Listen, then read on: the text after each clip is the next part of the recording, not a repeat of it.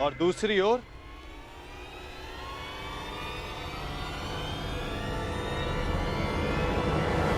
केवल मैं।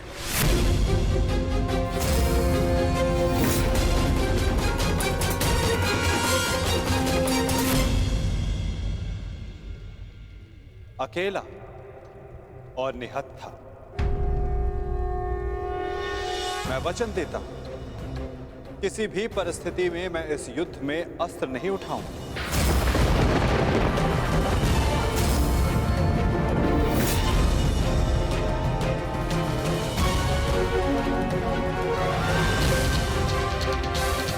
ना ही धनुष, ना गदा, ना खड़ग,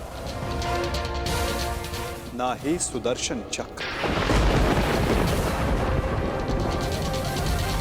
मैं किसी भी अस्त्र का प्रयोग नहीं करूंगा। क्या आप युद्ध में अस्त्र नहीं उठाएंगे? हाँ दुर्योधन, सही सुना तुमने।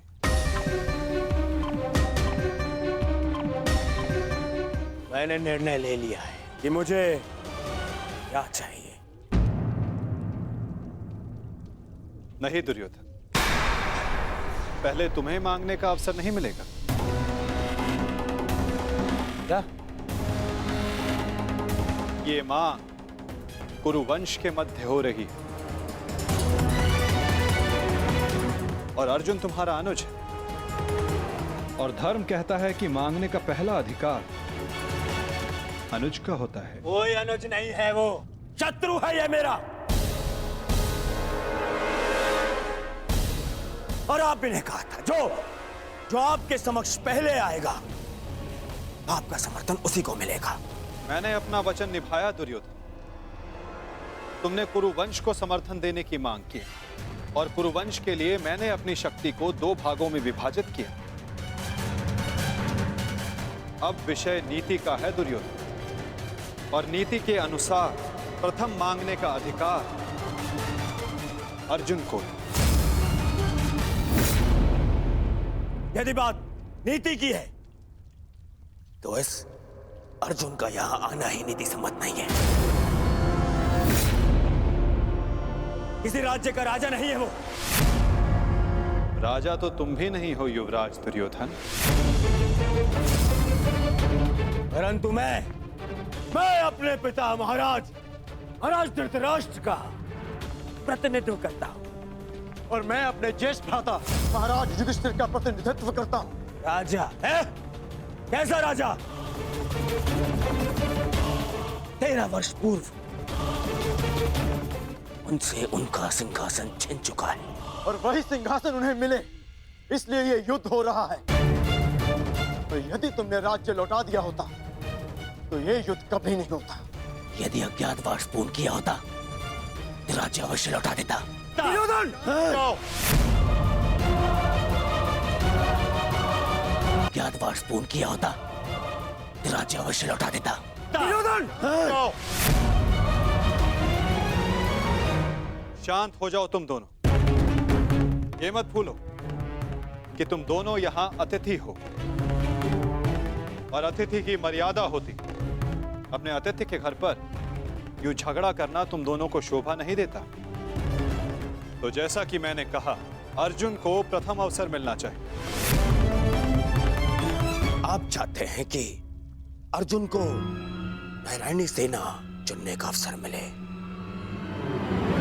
मुझे क्या चाहिए इसका निर्णय तुम मत लो दुर्योधन। माधव, आप अस्त्र उठाएं या ना उठाएं, मुझे मेरे पक्ष में केवल आप चाहिए। मुझे नारायणी सेना से कोई मोह नहीं। यदि नारायण मेरे साथ है तो मेरे लिए पर्याप्त है। मुझे आपकी सेना का नहीं, आपका समर्थन चाहिए।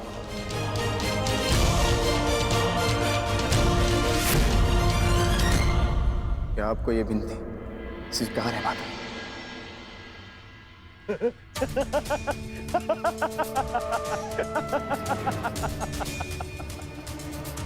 अब समझाऊंगा।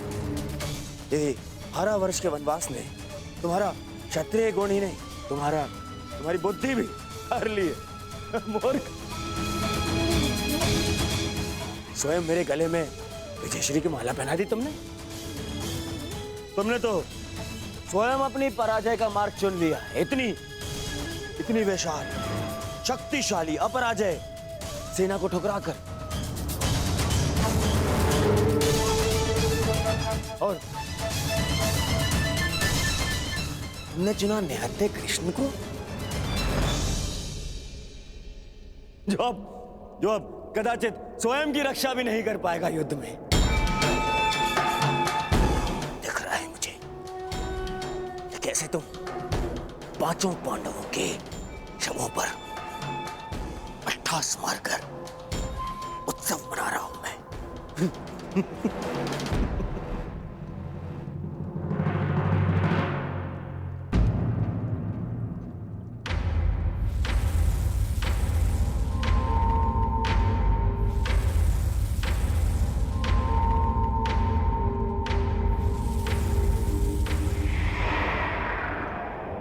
कृष्ण मुस्कुरा रहा है।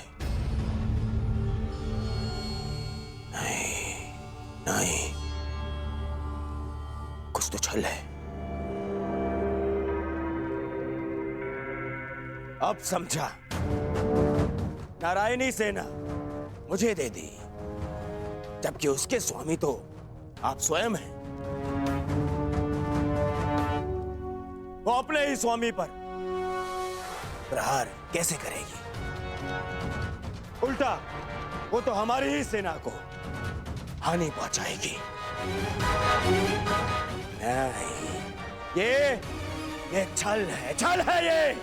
नहीं दुर्योधन, यदि ऐसा होता तो मैं पहले ही तुम में से किसी एक को पूर्ण समर्थन दे चुका होता।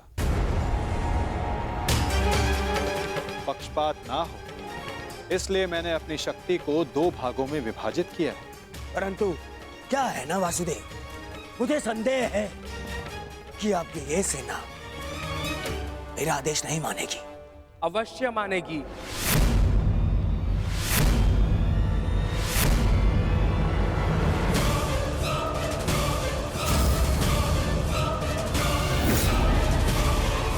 क्योंकि मैं नारायणी सेना का नेतृत्व करूंगा। वसुरश्री,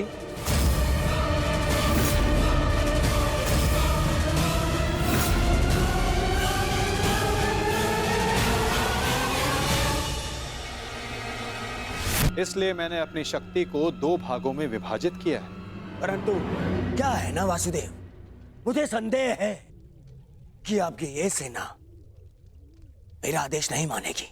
अवश्य मानेगी।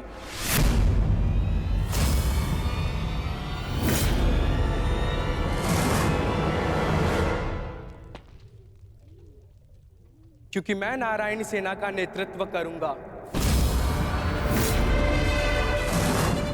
मैं हस्तिनापुर की ओर से युद्ध में भाग लूंगा और नारायणी सेना का सेनापति बनकर निर्देश दूंगा। अब कोई छल नहीं कर पाएगा और ना ही कोई विद्रोह।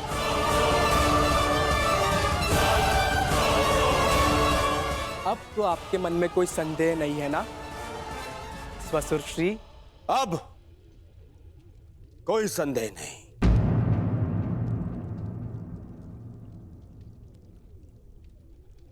ये विभाजन मुझे स्वीकार है।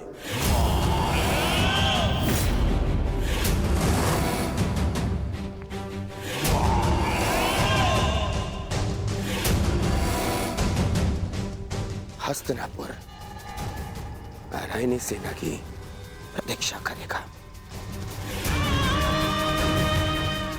अब मुझे आज्ञा दीजिए, बहुत कार्य शेष है, तैयारियां करनी है।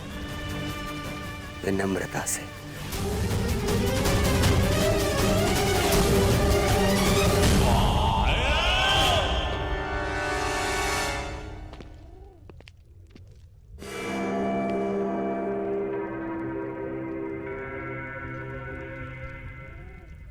तुमने ऐसा क्यों किया पार्थ? मेरे समर्थन के लिए इतना बड़ा त्याग? मुझे ऐसा कुछ नहीं चाहिए माता जो मुझे आपसे दूर करे। ऐसी नारायणी सेना से क्या लाभ जिसमें नारायण ही ना हो। ये धर्म युद्ध है माता, और धर्म वहीं खड़ा होगा जहां आप होंगे। और धर्म की विजय कोई भी सेना नहीं रोक सकती। आप सदैव हमारे मार्गदर्शक रहे हैं। मुझे विश्वास है कि आप विजय का मार्ग अवश्य दिखाएंगे। मैं प्रतीक्षा करूंगा। मुझे ऐसा सुनकर अति प्रसन्नता हुई अर्जुन। लंबी यात्रा से आए, बहुत थक गए हो। जाकर विश्राम कर लो, कुछ प्रहर बाद चले जा। प्रणिपा।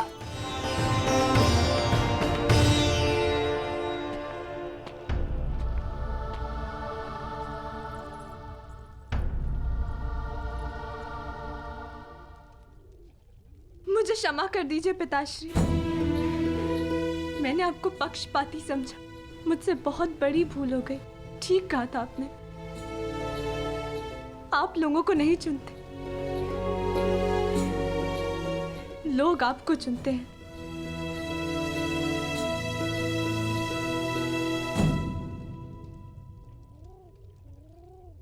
हमारा भविष्य हमारे चुनावों का ही परिणाम होता है पुत्री।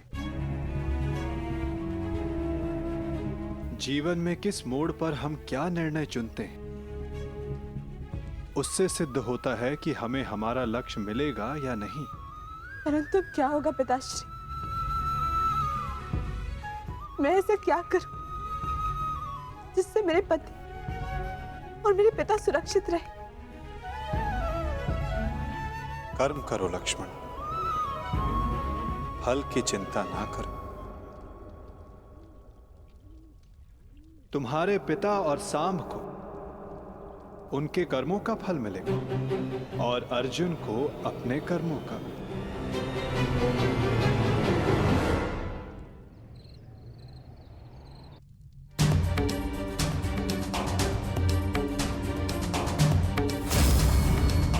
मैं भी इस युद्ध में सम्मिलित होना चाहता हूं। मैं अपना निर्णय ले चुका हूं और अपना पक्ष भी चुन चुका हूं। जिस ओर मेरा मित्र सांब होगा।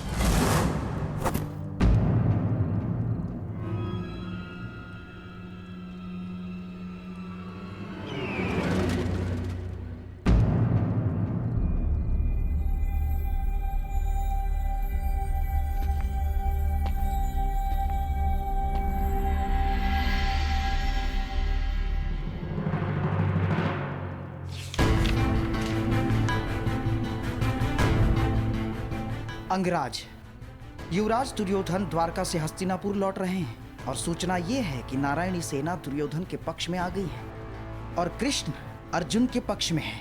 अंगराज, तुम शीघ्र हस्तिनापुर लौटो। युद्ध हस्तिनापुर की सीमा पर है। गांधार राज शकुनी।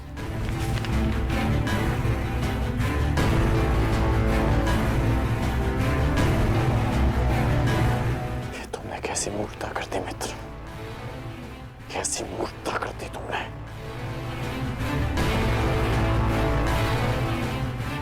मुझे अभी द्वारका के लिए प्रस्थान करना होगा।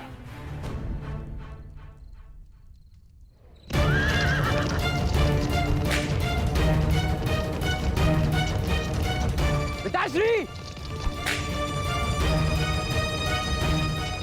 ये अचानक कहां जा रहे हैं?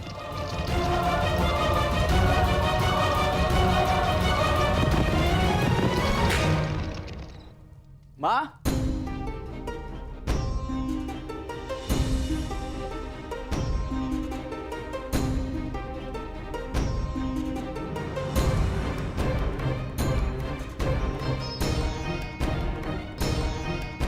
एक बार पुनः अपने कर्तव्य के लिए अपने परिवार को छोड़कर जा रहे हैं पिताश्री।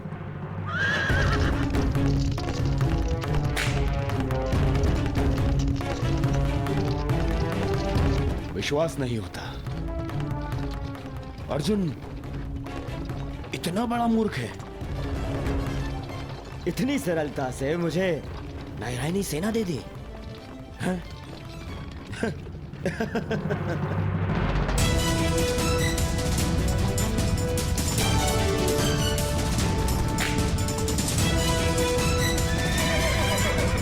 सारथी रोको। वेद,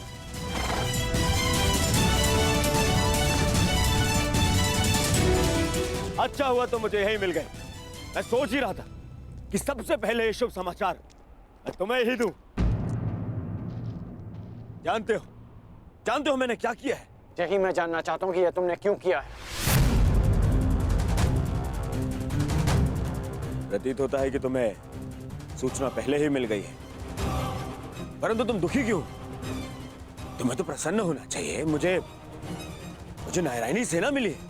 नारायण के बिना तुम्हें नारायणी सेना मिल गई है।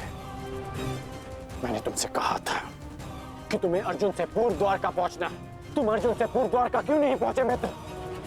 अरे तुम्हें मिथ्या बोध हुआ है मित्र। अर्जुन से पूर्व द्वारका पहुंचा था। क्या? तो फिर ऐसा क्यों हुआ? अरे क्या हुआ मित्र? कुछ अनुचित नहीं हुआ है, सब हमारे हित में हुआ। हम दोनों को बराबर का अवसर मिला था, कृष्ण या नारायणी सेना चुनने का।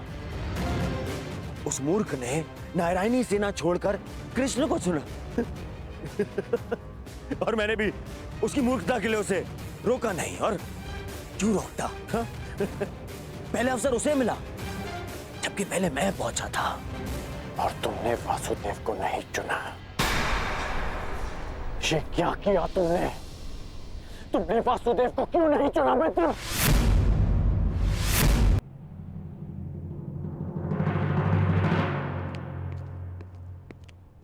उस पाखंडी कृष्णा को ये उपहार दे देना।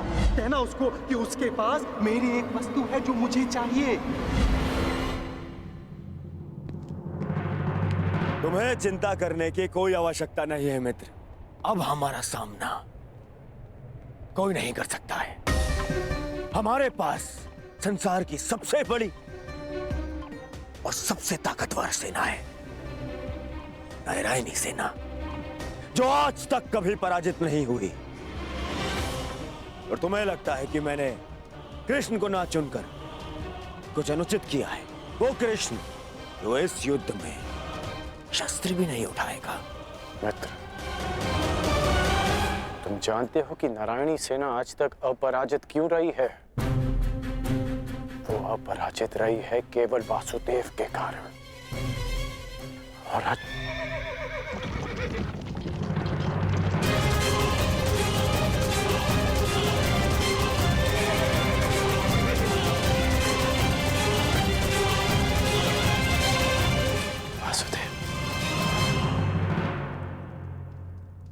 मैं नारायणी सेना का नेतृत्व करूंगा।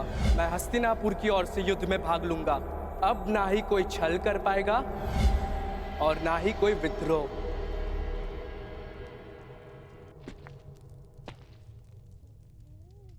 प्रणिपात माता।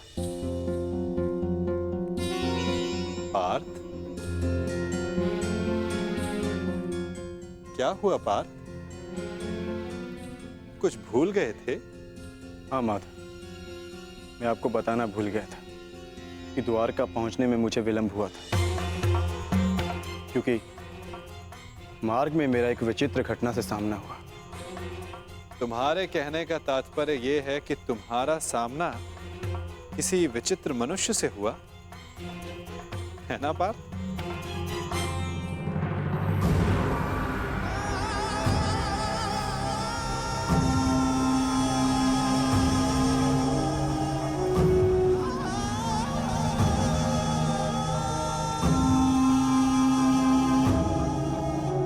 मैं यहाँ तुम्हारा ही तो कार्य करने आया था युवराज दुर्योधन। मैं वासुदेव, पौंड्रक वासुदेव। पौंड्रक वासुदेव, यही नाम बताया ना उसने?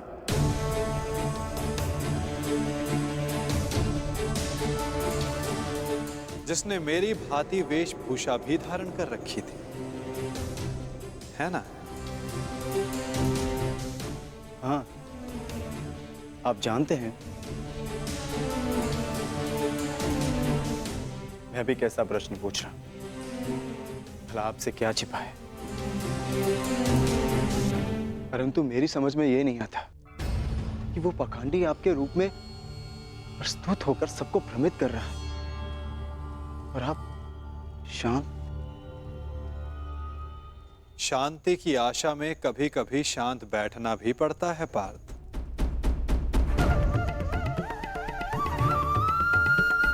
मुझे ज्ञात है कि पौंद्रक मेरे नाम का दुरुपयोग करके सबको भ्रमित कर रहा है, परंतु अवसर सबको मिलना चाहिए अपनी भूल सुधारने का। वही अवसर जो मैं सबको देता हूं, वही अवसर जो मैंने शिशुपाल को दिया था, वही अवसर जो मैंने कंस मामा को भी दिया था। और यदि मनुष्य अपनी भूल ना सुधारे तो उचित समय आने पर उसे अपने कर्मों के फल अवश्य मिलते हैं पार्थ।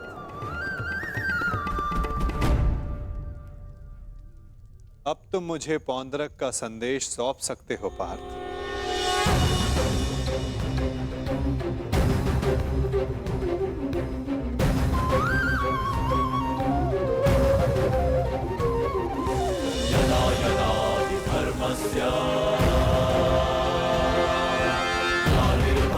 भारत